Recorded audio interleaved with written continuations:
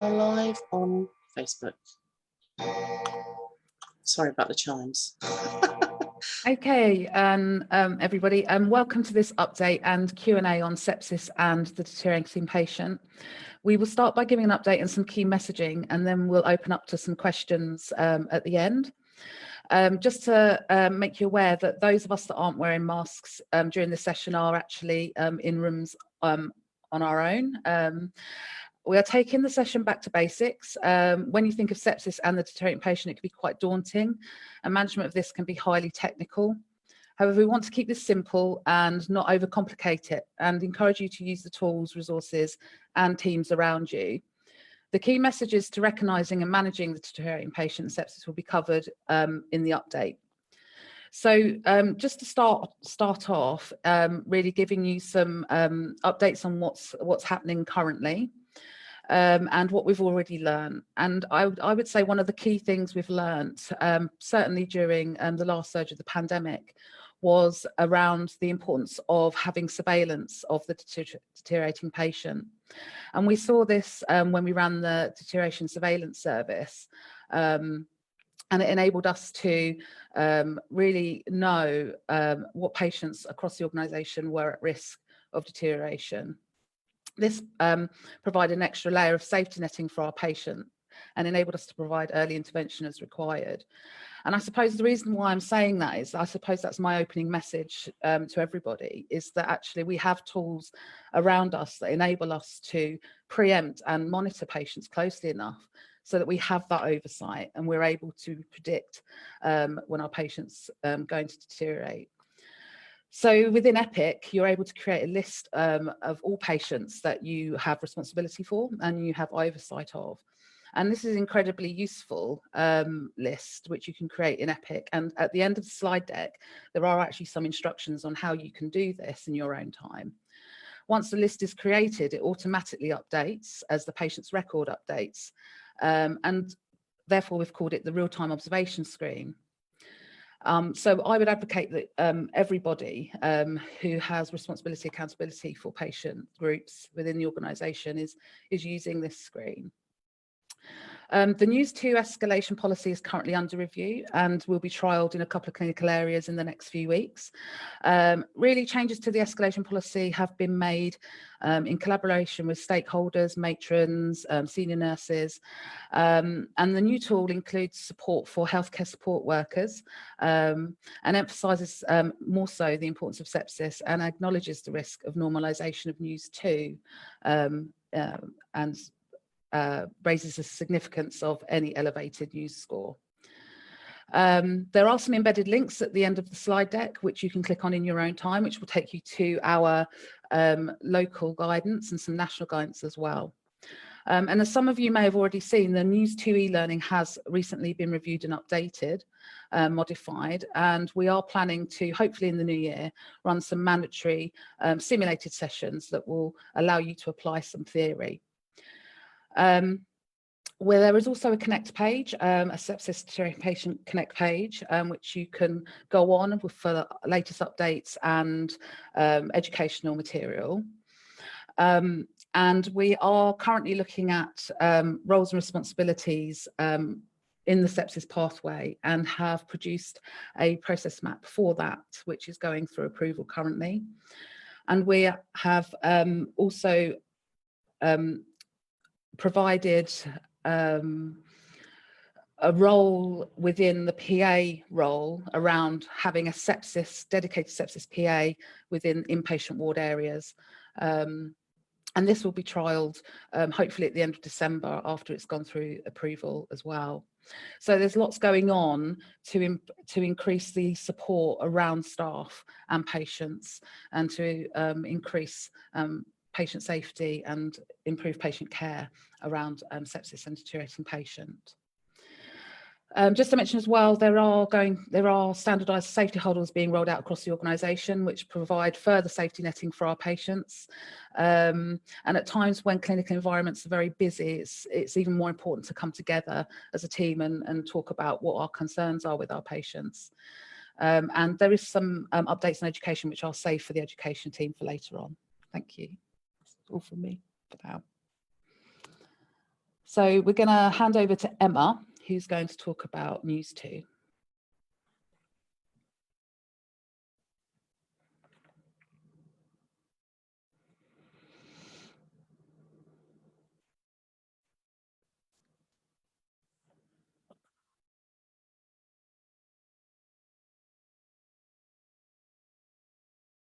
I'm sorry, I'm one of the rapid response sisters. I'm going to be talking briefly about measuring and monitoring the deteriorating patient using News 2 as a track and trigger tool. So over the next few slides, I'll be talking through how to prevent patients deteriorating on the wards using the monitoring of vital signs to allow early recognition and the appropriate response and escalation of the unwell patient. So throughout the trust, the National Early Warning Score on News 2 is used, and this is a weighted scoring system designed to recognise a patient who is deteriorating by using a calling criterion. And depending on the score generated, a response is triggered to include frequency of observations and the action required from both the medical and nursing teams. And we'll be talking about that over the next few slides. So as you can see here, the vital signs and monitoring standards. So to generate a score, all patient observations, including their level of consciousness, needs to be entered into the flow sheet on Epic, and a score will be automatically calculated. So the scores may change over time, so it's important for observations to be recorded at the time of admission and initial assessment, immediately prior to transfer to another area, within 15 minutes of arrival to that area, and the observations should be entered directly into Epic at the time they're recorded. So this provides a baseline assessment to show how trends can be referred back to if a patient then goes on to deteriorate. Next slide, please, Dale. So News 2 scoring in Epic. So once all the observations have been entered, a total score is generated, and the score is weighted so that certain single parameters, such as reduced level of consciousness, will score a 3, or there'll be total scores of 5 and above or 7 and above, which will trigger a response. So when a high News score is generated, a best practice advisory or BPA appears as shown on the side of this screen. And the advisory then prompts the user to also consider sepsis as a cause of deterioration. And following this, the escalation of care tab needs to be selected, and the correct response using the escalation protocol, which is shown on the next slide, please, Dale. Okay. So the escalation protocol is a crucial part in recognising and responding to the deteriorating patient. The protocol is visible in all clinical areas along with the scoring system, and all staff should be familiar with this protocol. It states a minimum time frequency to monitor patient observations, depending on their score, along with the expected response from both the nursing teams and the medical team. It's important to take into consideration also that whilst this is a useful tool, the patient does need to be assessed at the bedside rather than simply relying on the score alone. And this takes us on to the next slide. Okay, so plans and documentation. So on the patient's flow sheet, when all the observations have been entered, a score will be generated. The drop-down box beneath the score needs to be opened and any action taken selected, which can be as many of the options as needed. And the score needs to be escalated to the registered nurse or nurse in charge, and if indicated, a simple A to E assessment needs to be carried out. This should be documented using the .high news alert smart phrase, which is shown on the next slide. Please, Dale, thank you. And the .high news alert gives a step-by-step guide to follow when assessing a deteriorating patient. So it doesn't need to be in depth, and it will help to identify any abnormalities.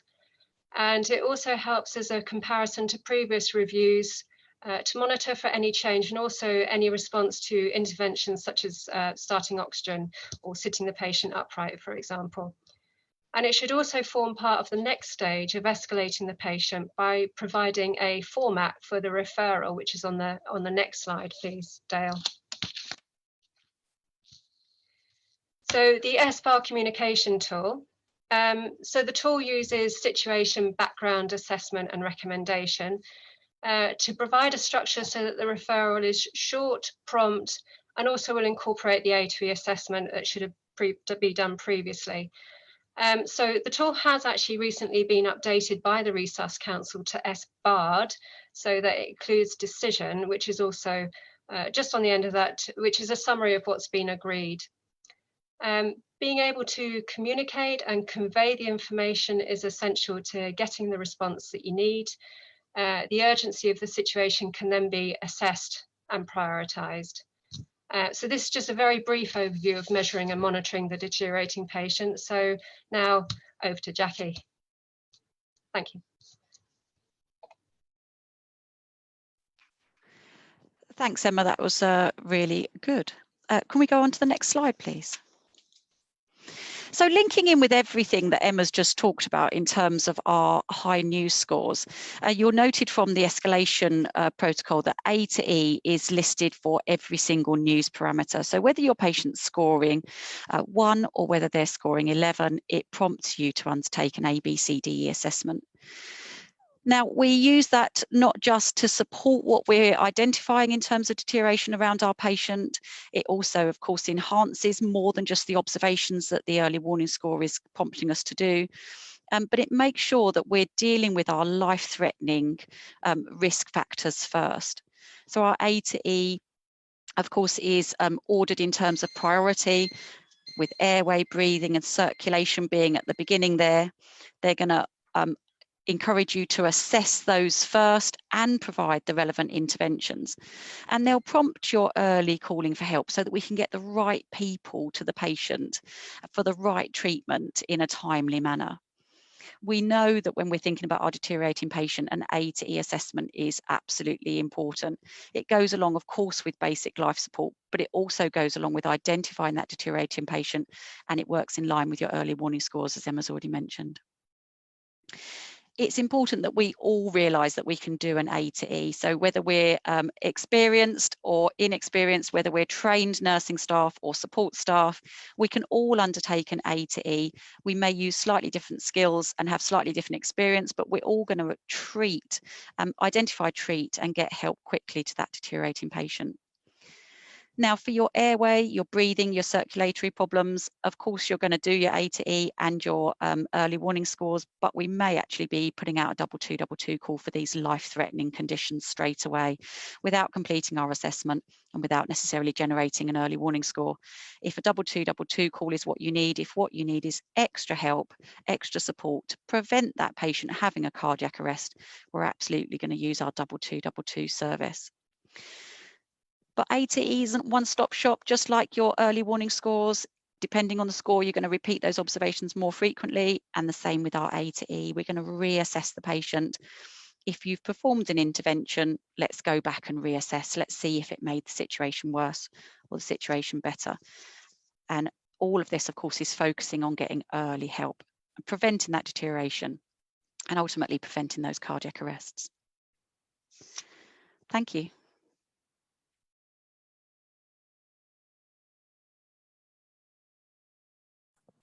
Thank you, Jackie, and thank you, Emma, for that. That's fantastic. And as Emma said before, actually, a news 2 of 5 and above, you would be thinking about sepsis. So let's talk about sepsis now. So if we can move on to the next slide, Dale, that'd be great. So just a quick definition for you then around what actually sepsis is. So it is actually the inflammatory response to infection, which causes organ damage and shock. So it's really, really important that we're very mindful that actually what the causal factor is behind sepsis, and treating that infection is really key. Okay, so if we can go on to the next slide. So we do not use one set of data in isolation. So when recognising sepsis, vital signs and news 2 are triggers. However, not all patients with sepsis will trigger a news 2 of 5 and above. So we need to look at the patient holistically, and that means taking into consideration any risk factors and potential infection alongside these triggers that the patient may have. Therefore, knowing your patient and knowing their history is really, really important. So moving on to the next slide. So I suppose just to reiterate that actually your clinical acumen is really, really fundamental in recognising deterioration in patients. And we do have news to guide our practice. However, it's really particularly important to trust your gut instinct and think about what doesn't look right in your patient and what looks abnormal. So what I would say to you is, if you're ever concerned about your patient, no matter what their news to score is, then you should be thinking about escalating your concerns to an appropriate person. It's particularly important to list the concerns of patients' families and the patient themselves. And there's subtle things like, you know, if your patient's not normally like that, it's really, really important to listen to those things. Or I've never seen this patient look this unwell before, and things like that. It's also very important to be mindful of the risk of normalisation of a patient's presentation as well, in that you know, sometimes we may think that actually, well, that's normal for them or whatever, and actually that does pose a risk in us not escalating as early as we probably should do. So if we can move on to the next slide. So when we're treating sepsis, the NG51, which is the sepsis guideline, recognises that the sepsis 6 elements of care are those with the greatest evidence base in the early resuscitation phase of sepsis. And the sepsis 6 should be delivered as quickly as possible, but always within the first hour following recognition. And as Emma and Jackie have both already said in the session, it's really important to get to the right person to the patient. And we know that sepsis is a complex condition which can evolve rapidly. Therefore, we advocate that every member of the MDT plays a key role in identifying and managing sepsis. So it doesn't matter what role you're playing in the patient's journey pathway. If you're recognising that something's not right, your patient's not looking right, then please let someone know. However, we do also know that experience can help us determine the best care and facilitate and coordinate excellent communication. So it's really, really important that your patient is reviewed by a person whom is experienced, and we often see experience coming with seniority, and so it's vital to get the right person to the patient. So you would want to encourage oxygen in your patient. So in sepsis, it's a critical imbalance exists between oxygen demand by the tissues and its supply. Oxygen delivery is compromised due to the combination of reduced blood pressure and possibly flow. Therefore, getting oxygen on your patient, if indicated, is really, really important. And ensure that there are set parameters agreed and a measuring and monitoring plan is in place for your patient, so everybody knows what we're aiming for and how we're monitoring the patient.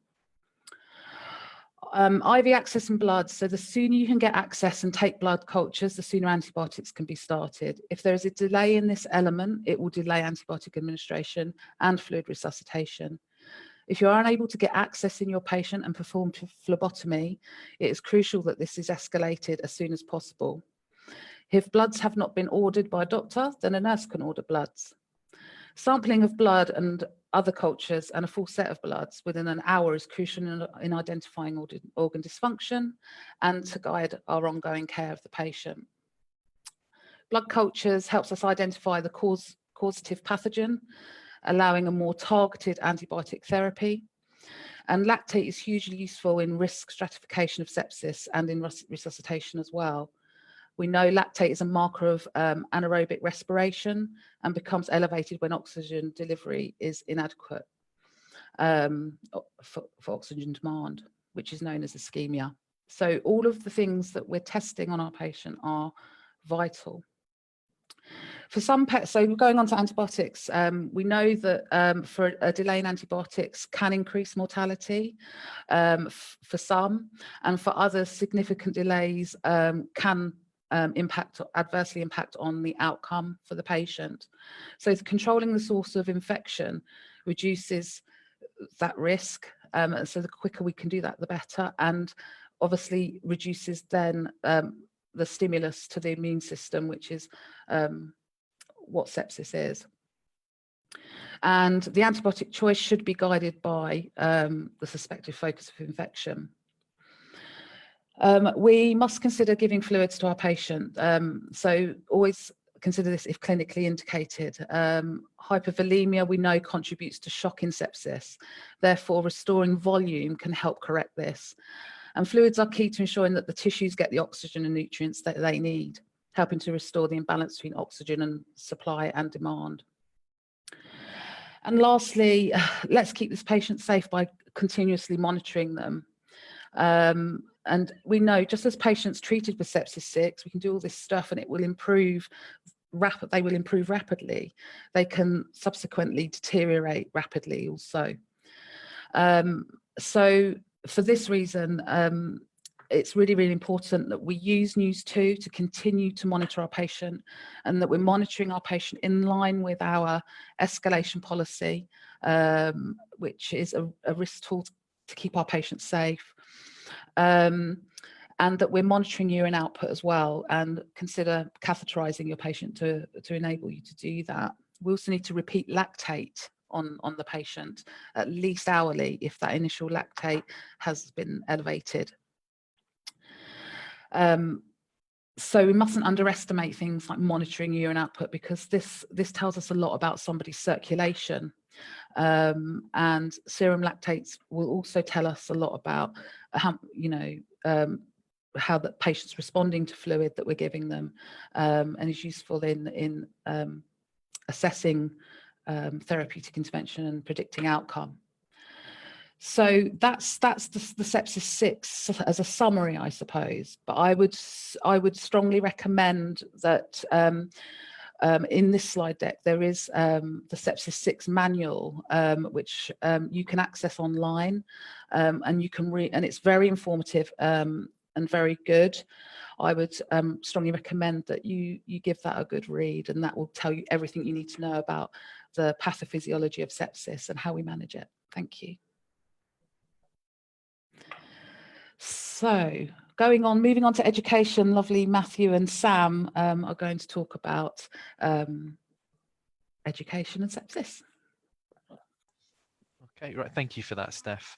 So nice to meet you all. My name's Matt, and I'm one of the senior nurses in the post-registration education team at CUH, and I'm with Sam as well. I'll let Sam introduce herself. Yeah, hi everyone. So I'm Sam, lead for post-registration professional development, so working very closely with Matt. So the things that we wanted to discuss here was that not only have we obviously got our basic DOT mandatory training, but there is also a lot of other things going on within the trust to not only help improve understanding of sepsis and deteriorating patients, and to improve your own knowledge with it, but also to improve your confidence. And what we'd really like to start thinking about is where you can find that information. So obviously we do have, as I've mentioned, that news and sepsis training that you can have a look at. It's not just something that's mandatory, but I would please very much recommend that if you feel like actually there's some bits and pieces that on reflection you want to sort of learn a bit more about or revise, then absolutely access that on DOT. There is in addition to that other aspects on DOT that you'll be able to locate, and coming in January there will be additional training as well, not just for sort of our nursing and unregistered staff within the clinical areas, but for all of our colleagues here at CUH to get a little bit more confident or understanding or more information about how we're going to look after patients that we're concerned about or worried could be deteriorating, in addition to those patients that have already deteriorated. One of your best one of your key sort of points, meeting points for this as well, is to access the education team, so ourselves, if you're not quite sure of where those additional pieces of information are, but also as well your local practice development nursing teams. So if you do feel like actually perhaps there's some refresher that yourself or some members of your team would benefit from, or just having a bit more clarity about what your role is within the things that we've discussed today, then your PD teams are absolutely really keyed into not only just what is the information across the trust, but what may be specific to your division and your specialty that you work in. Because of course, if you're working in oncology, it's going to be very different to perhaps in our infectious diseases areas. And there are courses available within the organisation, and of course there will be information that that you'll be able to find out on the sort of the local networks and things that come out in the new year about how to book onto those. And I would very much recommend having a look at those, because it's not only from a CPD perspective, but also, as I've mentioned, that confidence that you can help build in yourself. So if those situations do occur, that you just have a bit more sort of understanding of what your role is within that. In addition, and also, of course, your mandatory training is going to be essential in this as well. So in addition to your basic life support, there is, of course, your ILS that is accessible not just for your band 6s on the wards as well, but is accessible for all of your sort of your band 5s and registered staff as well. And I would really strongly advise, if there are things like that that you think would be beneficial for your own practice or the areas that you work in, to have those conversations with your direct line manager as well. There's no reason that you can't have these sort of discussions at your one-to-ones or your appraisals, to just think about what you need as your additional learning, your additional sort of learning requirements to be as proficient as you possibly can within your role. It is a professional responsibility to make sure that we are providing suitable and appropriate care for our patients, and this is always a good time to think about what you feel like could be the things that you want to move on and progress within the next year, or in the next sort of shorter term goals, to actually feel more confident and more able to fulfill those roles. So as I mentioned, appraisals is a fantastic time to think about your learning, and I would really recommend that we're not just that sepsis and deteriorating patient education is something that you would consider at these points, and again is something to think about during your revalidation as well, because it's all CPD, and it's all things that you're going to be doing to progress yourself and move your education and understanding of what your own current role is, and how that's going to lead into the near future. Okay, anything to add on that one, Sam?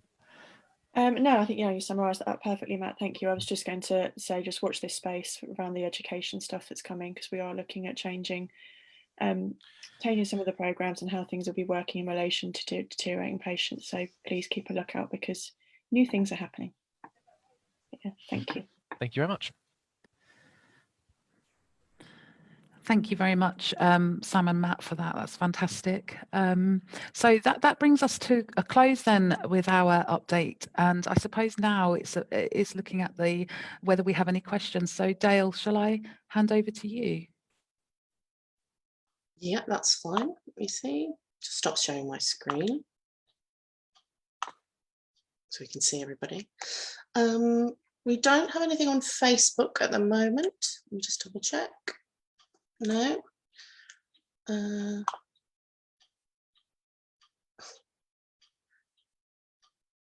We have one question from the Zoom attendants. What does the live screen show? Okay, so I'll take this one, Dale. So the live screen enables you to have a list, really. It is a patient list of all patients that you have oversight of.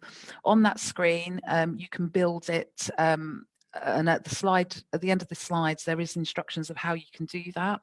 But it really is built up on obviously your patient's MRN, what their current News2 score is, when they last had their observations done, and then all of the parameters that you are measuring within their vital signs.